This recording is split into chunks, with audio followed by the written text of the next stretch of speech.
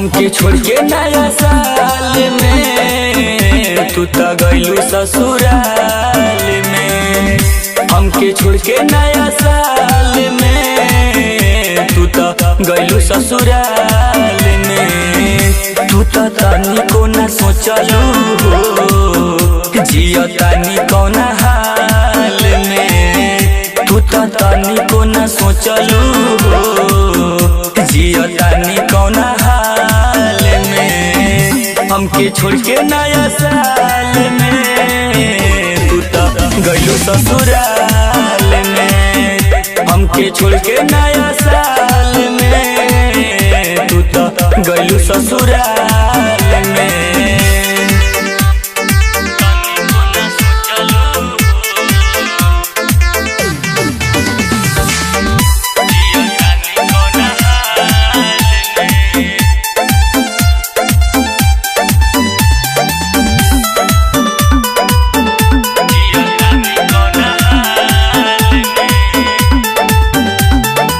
सोचलू न तू हमरा बाहर में जान हो कैसे बनाई ले लू दोसर भातार हो।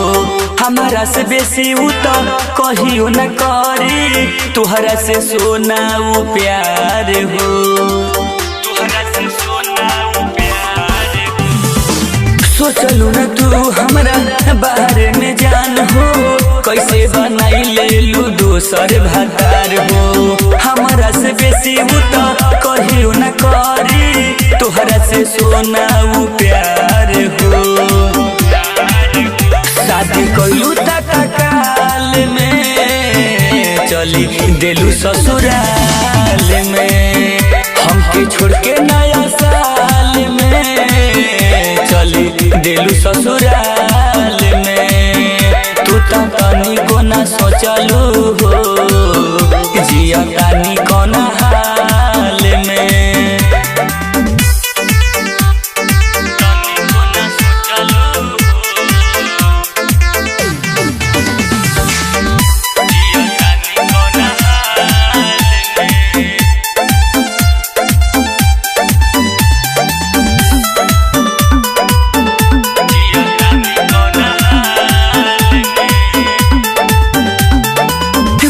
सोना कहत रहू कैसे भूलैलू काहे बना लेलू दूरी हो।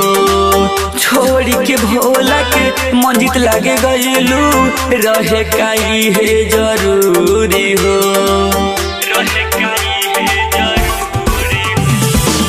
बाबू सोना कहत रहू काहे भूलैलू कैसे बना लेलू दूरी हो। छोड़ी के ललटू के रोहित लागे गइलू रहे काई है जरूरी हो। खुश रह फिलहाल में चली देलू ससुराल में। हमके छोड़ के नया साल में चली देलू ससुराल में। तू तो तनिको न सोचलू हो जिया तानी कौन हाल में। परदेसी रिकॉर्डिंग स्टूडियो दिल्ली।